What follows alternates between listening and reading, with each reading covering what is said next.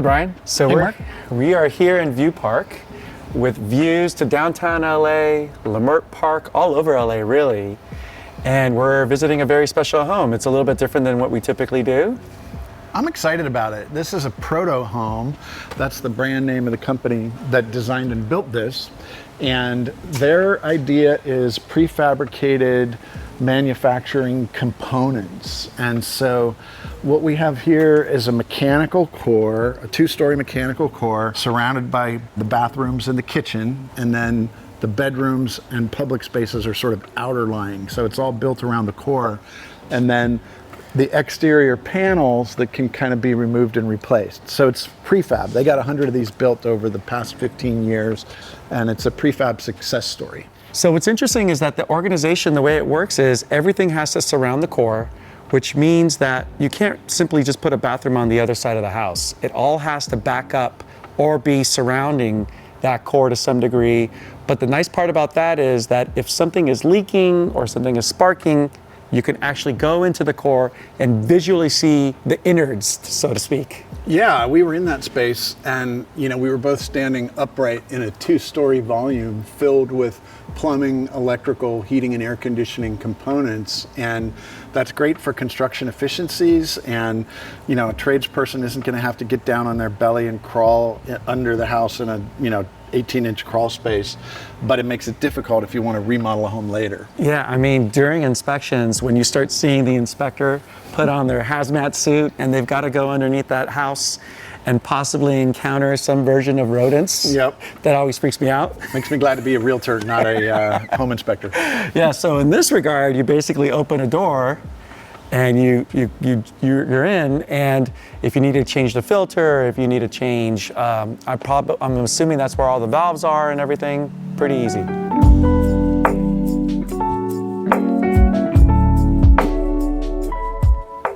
So I want to talk about the organization of the space, but you were just talking about the materials, so I figured maybe that's a good starting point, because I love this. I'm looking at this polished concrete floor. Beautiful floor. So we're looking at the core essentially. The two-story electrical, mechanical, plumbing core is that way. We've got the living room here with the sort of compression. You know what's funny? I actually would put the dining room table here. There's something about this double height space. And I think it was probably, the fixture is here. Yeah, but that's what's flexible about this space is that you could probably put it anywhere that it's comfortable for you. But going through these spaces, we were talking about all the reference points. And so I was referencing Pierre Koenig's number 2.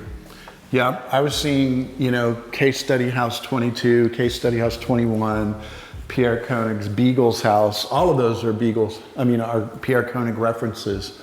Yeah, and you were talking about it from the modern perspective of all the architects that were likely being referenced here. Kind of the palette of materials, seeing the silver metal outside makes me think of Neutra, the monochrome black, white, silver, gray palette. Then you've got this strong black, it's very graphic, and looking at that railing, that reminds me both of Dorothy Street, Pierre Koenig's own home, number 2 in Brentwood, but also the railing reminds me of Beagles in the Palisades. I'm actually really grateful that you were able to get Frank on the line right before this tour, because we got a lot of information. Do we want to give him some facts about what we just heard, like starting with the amount of homes that they actually built along the way?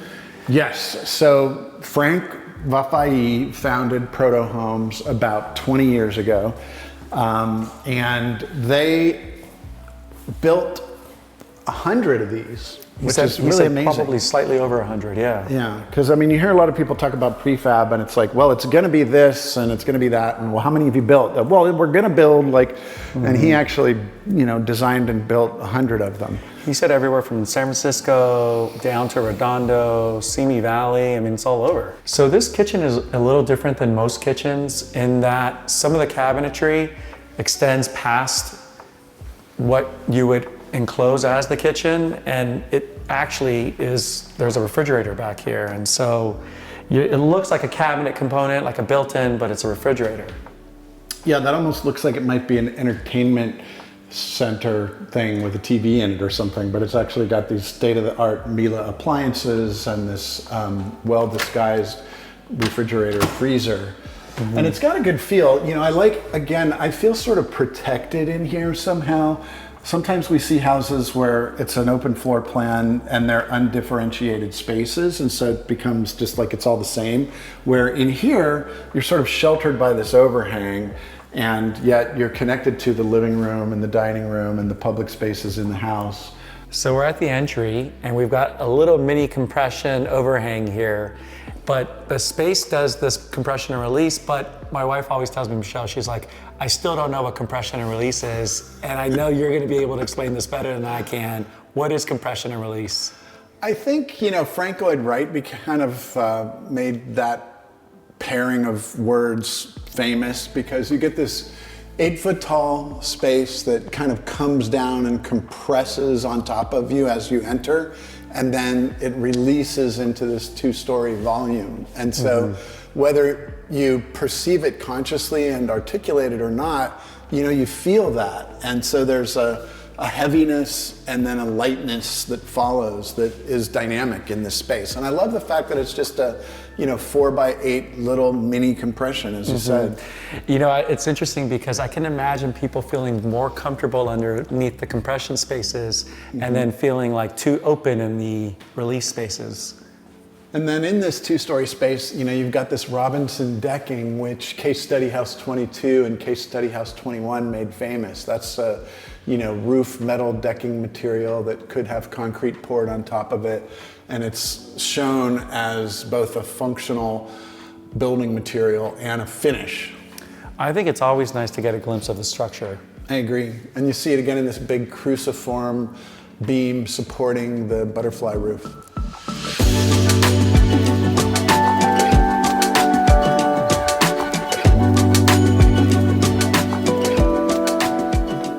So we're on the second floor, and immediately I'm drawn to this marmoleum flooring, which is a linseed oil-based product. Sheet goods, you know, it's not squares, so they're big sheets. I don't even see the welded seam, but you've got one variety of marmoleum in this secondary bedroom, another in that bedroom, and then we come out across the bridge with 2-story spaces on either side, and we've got the mechanical core with the bedroom or the bathrooms on either side.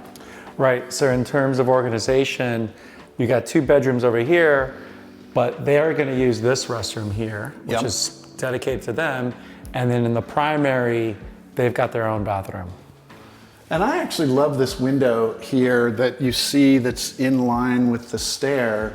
A window from the primary bedroom looking down into the 2-story space of the dining area, with another window on the far outside wall of the bedroom looking at the downtown view. 3-dimensionally, it's kind of a cruciform, right? Because you've got this bridge here, and then you've got this linear line here. And good observation, I didn't even notice that until you said that. I love that you could see the planes right from your bridge. Yep.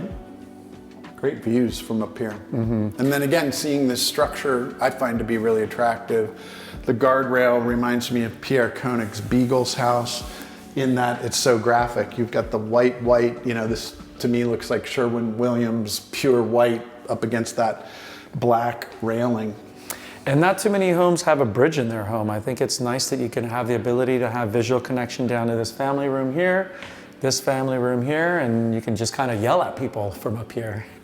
So we're in the primary bedroom now, and we walked past the core, the proto core, as Proto Homes called it, and we're in the primary bedroom. Got the marmoleum, the Robinson decking, another little compression and release. You see the butterfly roof form sloping to drain at that point. And you've got these fantastic views from the snow-capped mountains to downtown to the Lucas Museum, SoFi. And then in terms of some of the mechanical items, if you look at underneath the sinks in the bathrooms, you'll actually see that they put the returns down below the floating sinks. Oh, the return air? The return air, not the return, the supply, I think. Yeah, I see what you mean, right. So I like that observation, that it's all attached to that 2-story core. And then you got your walk-in closet, no doors here, but plenty of space. You don't need any doors on the closet. It is nice to have a door on the bathroom, but again, it's that super flush detailing with the, the knife edge wall, the cut lifting the wall above the floor, and then the knife edge at the top of those doors. That's a really nice detail. Super clean.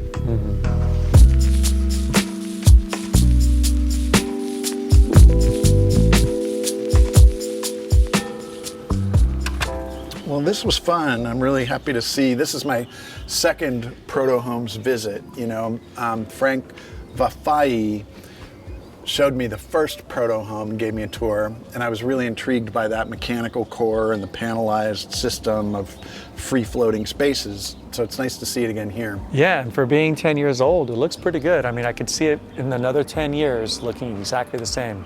I think it's kind of timeless. We see so much architecture here in Southern California in particular that is really busy and kind of screams at you, I am architecture.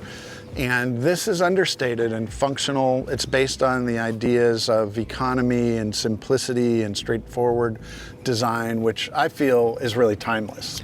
Yeah, so quickly the metrics are there's 4 bedrooms, 3 baths, a little over 2,600 square feet. The lot size is a little over 8,600 square feet. It's in a beautiful view park, which is, again, LA County, not Los Angeles. And who's representing the seller? It's listed by Lauren Ruttenberg and Erica Lockhart of Compass for $1,999,000. Mark and I were architecture brokers. We'd love to represent you on the buy side. If you'd like to see the house and write up an offer, DM us or give us a call. We're pretty easy to find. And everyone's info will be in the caption.